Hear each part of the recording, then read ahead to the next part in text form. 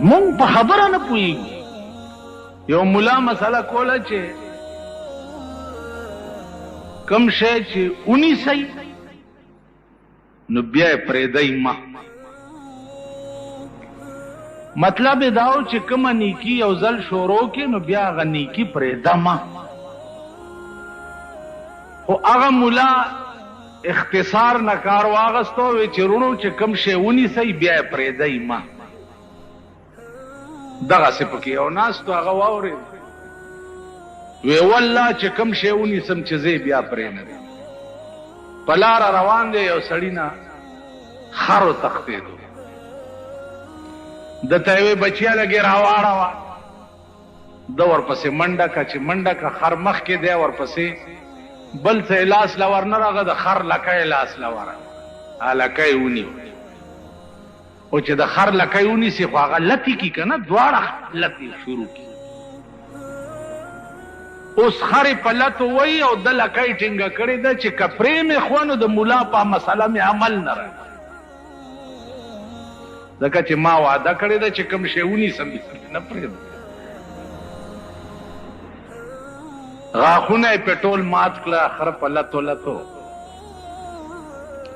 ملا له راغی او بېتابه پرېوت چې ملا صاحب خدای دې کور وران که په دغه مسله چې تا کړې وه چې کوم شی ونیسئ بیا یې مه پرېږده.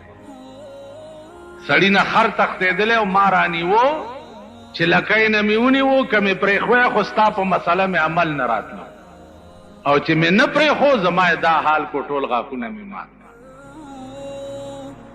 ملا ورته ویل خدای دې کور وران که.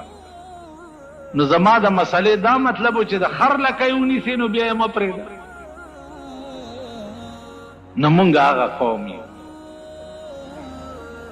کم ناروا دی چې مونږ یو ځل ونیوه بیا یې نه پرېږدو.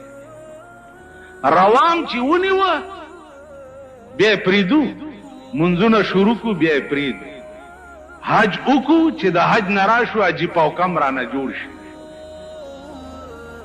حج نه چې راشي چې ځي نو ګز لکۍ وي چې راشي 33 ګزه لکۍ شي. تاسو خیال را نو ګیره پرېږدو بیا یې کله کړو. داسې ډېر کارونه تبلیغي جماعت کې شي صاحبه سیروزې ولګئ چې لو ته لاړ شي چې په بله ورځ یې ګورې بیا د بازګل کوتک تې جوړي. هلکه څه بلا در باندې وشوه بېختیم او یاره بس الله مجبوري یو. نو نیک کارونه مونږ چرې ونیوه او بیا یې پرېږده. لیکن بدایم چې نیولي دي بیا یې نه پرېږده. نو زما عزیزانو زمونږ عقل شته نه. عقل کې خو به د هغه سړي څه راځي چې هغه کې عقل خو وي که نه. څه سوچ سمجھ خو پکې وي که نه. قرآن کې راغلی دي وما كنا معذبين حتى نبعث رسولا.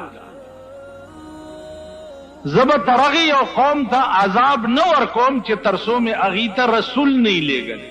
ترغې پورې به زه دې قوم ته عذاب نه ورکوم. د امام ابو حنیفه رحمت الله علیه مذهب دا دی چې وما كنا معذبین حتی نبعث رسولا. دلته د رسول نه مراد عقل کامل او عقل سلیم مراد دی.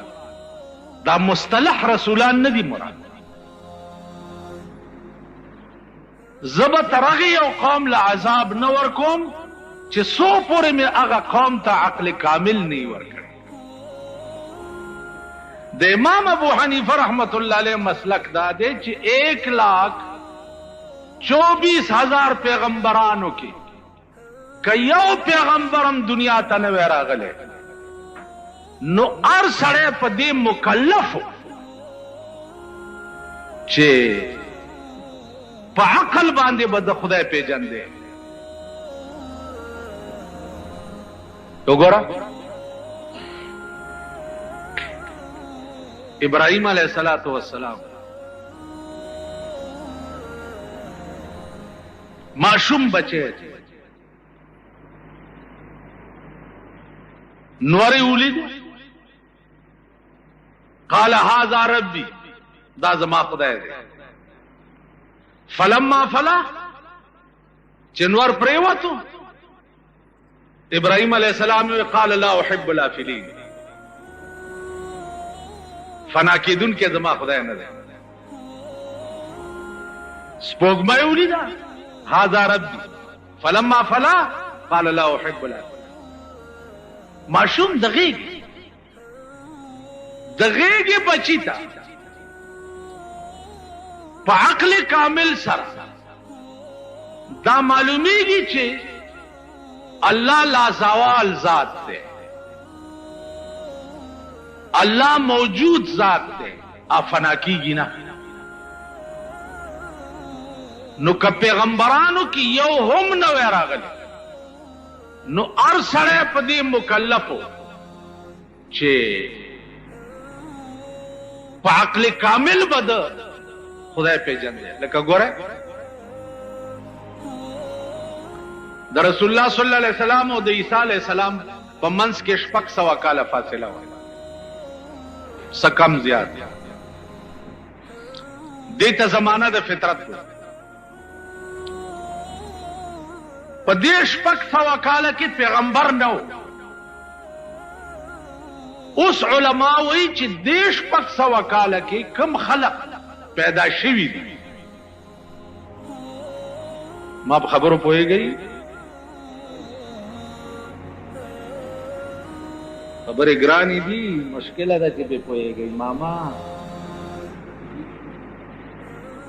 دا خبرې داسې دي وایي دیدن مې کور ته ولا یوړ په قدرمن اشنا مې ځان بې قدره کړه تاسو پوه شئ